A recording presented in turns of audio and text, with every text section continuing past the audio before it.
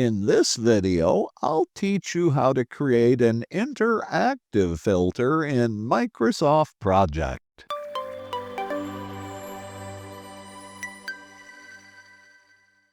In Microsoft Project, you can create interactive custom filters in which the filter will ask you one or more questions before it filters your project. In this video, I'll teach you the trick on how to do that. So let's get started. Before I show you how to create a custom interactive filter, I'd like to apply a built-in interactive filter to show you how it works, and then let's go ahead and look and see how Microsoft created it. If I click the Filter Pick List button, the list of most commonly used filters actually includes three that are interactive. They are date range, task range, and using resource, By the way, by now you've probably figured out that the in the filter name means this is an interactive filter. So I'll go ahead and choose the date range filter. Notice that Microsoft Project displays a date range dialog asking for a date. Well, what I'd like to see is every task that occurs during the month of June of 2026. So I'll put in my starting date of June the 1st, 2026, and click OK. And then it asks for another date. This is the ending date, so I'll go ahead and put in June the 30th of 2026. And when I click the OK button, Microsoft Project displays every task that starts or finishes during the month of June 2026. Now let's go ahead and see how Microsoft actually created that interactive filter. So on the filter pick list, I'll choose the More Filters option. And in the More Filters dialog, I'll select the date range filter and click the Edit button. Here we can see how Microsoft created it. The finish date is greater than or equal to, and then we have some quoted information. And if I go into in-cell editing mode, at the end of the text string, there's a question mark character.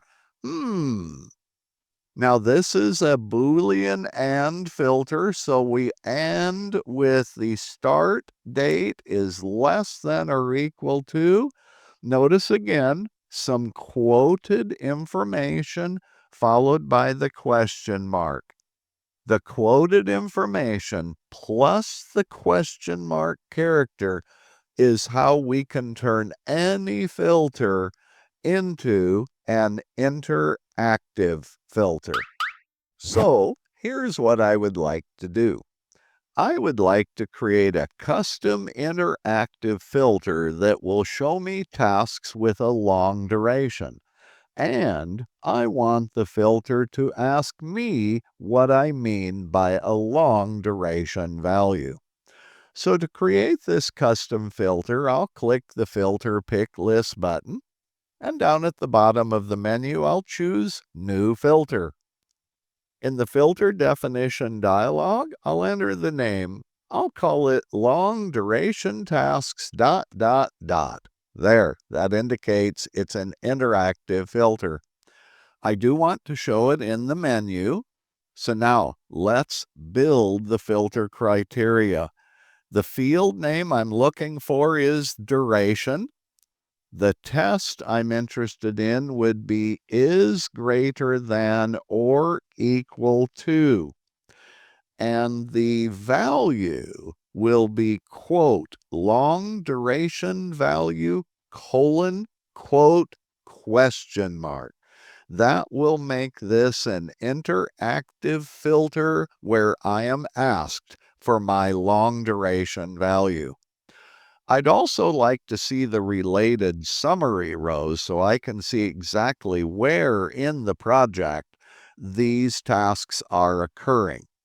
So I'll go ahead and select that checkbox, and then I'll click the Save button to save the new filter. Now, when I click the Filter Pick List button right up at the top in the Custom section, there it is, Long Duration Tasks. And notice the dialog Long Duration Tasks is asking me what I mean by the long duration value. So I'm just going to type in 5, looking for duration values that are greater than or equal to 5 days. When I click the OK button, every task that has a duration greater than or equal to 5 days is displayed by my interactive filter.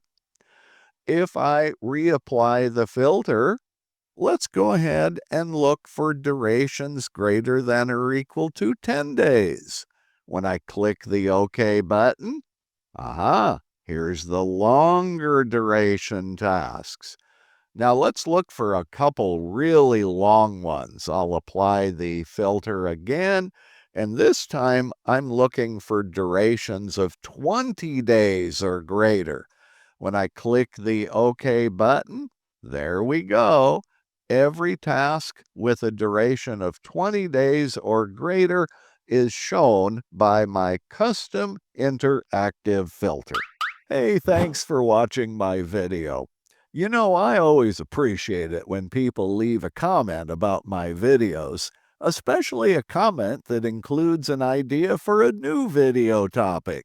So if you have a comment about anything in my video, just drop it in the comment section below and I'll get back to you right away. And as always, I'll see you in my next video.